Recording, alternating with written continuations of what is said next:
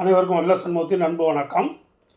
நாம் இந்த தொடர்களை ஆரம்பிக்கும் போது உபநிடங்களில் வேதத்தினுடைய என்னென்ன வேதத்தில் சொல்லியிருக்கிறது, உபநிடங்களில் என்ன, இறைவன் எப்படிப்பட்டவன், அவன் தன்மை என்ன, இறைவன் என்றால் யார், நாம் யார், படைப்பு யார், சிருஷ்டி எப்படிப்பட்டது, இது எல்லாவற்றையும் அப்படியே பார்த்து கொண்டு வருகிறோம். அப்புறம் வாழ்க்கை என்று வரும்பொழுது வள்ளுவரானவர் இந்த சிறந்த நெறிமுறைகளோடு வாழும் பொழுது தான் நாம் இறையியலை போய் அடைய முடியும். தான் தோன்றித்தனமான ஒரு வாழ்க்கையை வாழ்ந்து கொண்டு ஒருவன் இறையியலுக்கு தன்னை தகுதி படைத்தவனாக ஆக்கிக் கொள்ள முடியுமா என்றால் முடியாது. அதனால் இல்வாழ்க்கையிலும் சரி, துறவு வாழ்க்கையிலும் சரி, என்னென்ன நெறிமுறைகள் நம்முடைய பண்டைய கால தமிழ் சமுதாயம், இந்திய சமுதாயம் பின்பற்றி இருக்கிறது என்பதற்கு மிகப்பெரிய சான்றாக திருவள்ளுவர் கூறியதை நாம் பார்த்து வந்து கொண்டிருக்கிறோம்.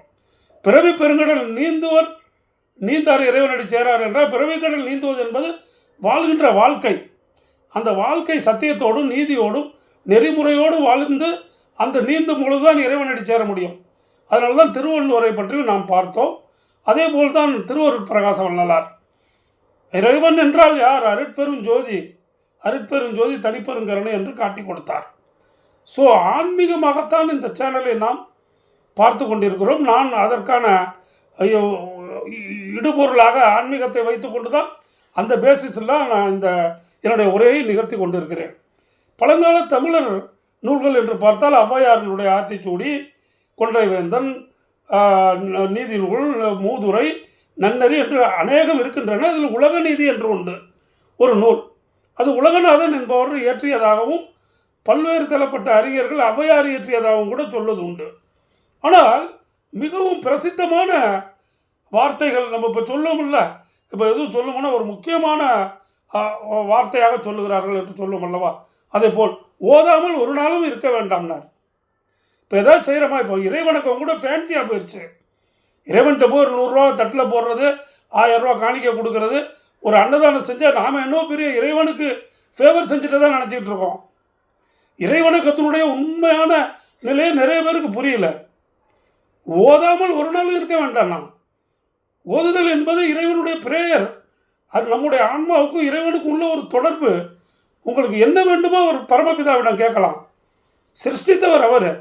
அப்பா எனக்கு இதை செய்யுங்கள், அதை செய்யுங்கள், இந்த கஷ்டப்பட்டுட்டு இருக்க, எனக்கு இந்த கஷ்டம் எப்படி நிவர்த்தி ஆகும், எனக்கு நல்ல வேலை வேணும், நல்ல சம்பளம் வேணும், நல்ல குடும்பம் வேணும், நல்ல வாழ்க்கை வேணும், என்னுடைய தேவைகள்லாம் நீங்கள் அவரோட ஓதிக்கொண்டே இருக்க வேண்டும்.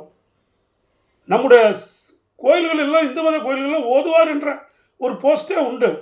தேவார திருவாசகங்களை அவர்கள் ஓதுவார்கள். அதைத்தான் முன்னோர்கள் சொல்லியிருக்கிறார்.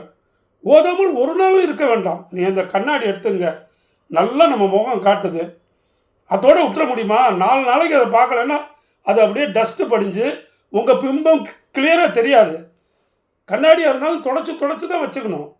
அது மாதிரி இந்த மனதிற்கு இறைவனோடு நமக்கு சம்மந்தப்படணும்னா ஓதிக்கொண்டே இருக்க வேண்டும், இறைவன் பெருமையை பேசிக்கொண்டே இருக்க வேண்டும். அதனால தான் சொன்னாங்க, ஓதாமல் ஒரு நாளும் இருக்க வேண்டாம். நல்லா புரிஞ்சுங்க. ஏதாவது சின்ன குழந்தைக்கு சொல்கிற ஒரு பாட்டு வரியை எடுத்து பேசுகிறாரேன்னு நினைக்காதீங்க. இன்றைக்கி பெரியவங்களுக்கு தான் இது ரொம்ப முக்கியமாக இருக்குது. ஃபேன்சியாகவே எல்லாத்தையும் நடத்தாதீங்க, சின்சியராக இருங்க. ஓதாமல் ஒரு நாளும் இருக்க வேண்டாம். ஓதுங்க, இறைவனோடு தொடர்பு கொள்ளுங்க, இறைவனை வணங்குங்க, மனப்பூர்வமாக வணங்குங்க. அதில் அவ்வளோ சௌகரியங்கள் உங்களுக்கு இருக்குது. நம்முடைய முன்னோர்கள் நமக்கு காட்டி வச்ச பாதங்க அது. அதெல்லாம் நம்ம இப்போ விட்டுட்டோம். திரும்ப கொண்டு வாங்க, ஓதுங்கள். ஓதாமல் ஒரு நாளும் இருக்க வேண்டாம் என்று கூறி கேட்டுக்கொள்கிறேன். வணக்கம்.